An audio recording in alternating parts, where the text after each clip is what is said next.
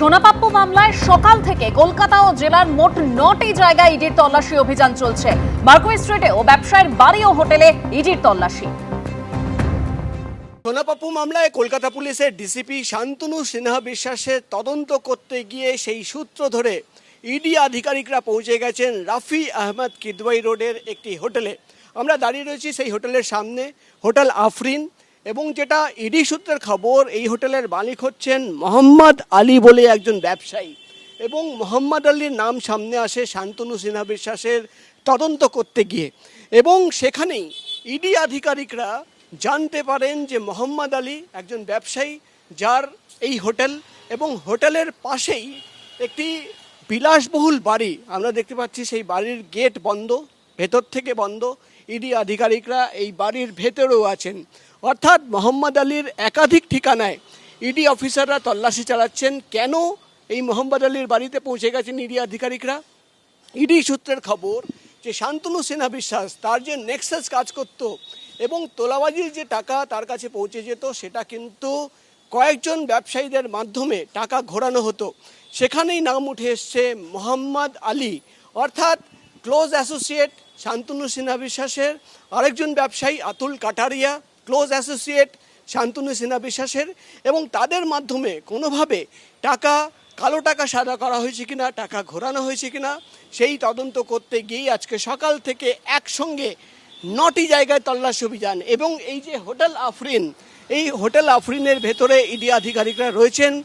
গোটা তথ্য তদন্ত চলছে, আমরা দেখলাম ডিজিটাল এভিডেন্স খতিয়ে দেখা হচ্ছে, এবং হোটেল আফরিনের ব্যবসার নেপথ্যে কী রয়েছে, কোনোভাবে প্রভাবশালীদের টাকা ইনভেস্ট করা হয়েছে কিনা, শান্তনু সিনহা বিশ্বাসের সঙ্গে তার যে নেক্সাস সেটা খুঁজে বার করার জন্যই কিন্তু আজকে সকাল থেকে একসঙ্গে 9টি জায়গায় ইডি আধিকারিকরা তল্লাশি অভিযান চালাচ্ছেন। ক্যামেরায় প্রবীর সামন্তর সঙ্গে প্রকাশ সিনহা, এবিপি আনন্দ, কলকাতা।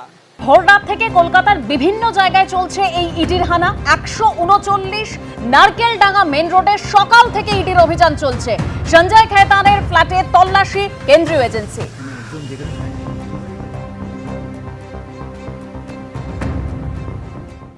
কলকাতায় বিভিন্ন ঠিকানায় আজ ভোরবেলা থেকে ইডির অভিযান চলছে। আমরা যেখানে রয়েছি 139 নারকেলডাঙ্গা মেইন রোড, সেখানেও ইডির অভিযান চলছে। সকাল 6টা নাগাদ ইডির অফিসাররা আসেন, সঙ্গে আসেন সেন্ট্রাল ফোর্সের যারা পুলিশ তারা, এবং তারা ওপরে যে নির্দিষ্ট ফ্ল্যাট যেখানে দেখা যাচ্ছে সেই সঞ্জয় খৈতান তার ফ্ল্যাটে এসছেন, এবং এখানে কাপড়ের একটি কারখানা রয়েছে যেখানে রেডিমেড কাপড় তৈরি করা হয়। এবং যেটা জানা যাচ্ছে সকাল 6টা নাগাদ ইডির অফিসাররা এসে অপেক্ষা করেন।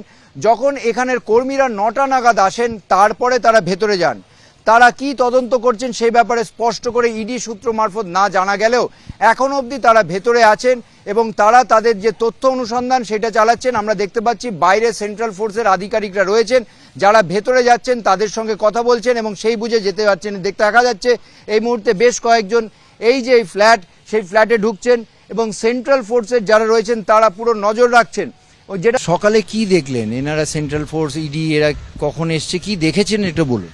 সকালবেলা আমি যখন ঘুম থেকে উঠে যখন আমি বেরাই 6টা বাজে, তখন তো আসার পর দেখি সেন্ট্রাল ফোর্স আর ইনারা ঢুকছে। ইনারাকে আমি জানি না, তো এসে বললো এই ঘরটা কে থাকে, তো আমি বললাম স্যার ঘরে কে থাকে জানি না, ঘরে একটা কারখানা আছে, এইটুকুনি। তো বলার পর ওনারা এখানেই বসেছিল, তো ওনারা কী পারপাস এসে সেটা আমরা জানি না। সেন্ট্রাল ফোর্স অফিসার তারপর সকাল 9টার সময় ওই ঘরে যারা কাজ করে তারা আসার পর তখন ওনারা ঢোকে, এইটুকুনি আমি দেখেছি, যেটা জানি ওনাদের এইটুকুনি বলা হয়েছিল। না না এইখানেই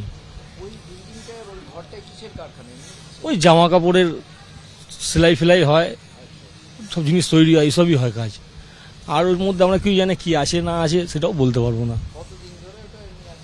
অনেক দিন ধরে, আমি তো এখানে আজ দাদার কাছে কাজ করছি, 8-10 বছর ধরে দেখছি।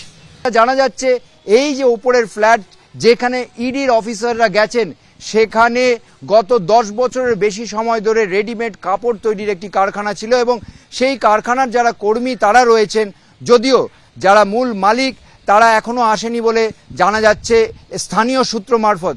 ইডির তরফ থেকে এখনো তথ্য অনুসন্ধান চলছে। ক্যামেরায় দীপ্ত চক্রবর্তীর সঙ্গে ঝিলম করঞ্জয়, এবিপি আনন্দ, কলকাতা।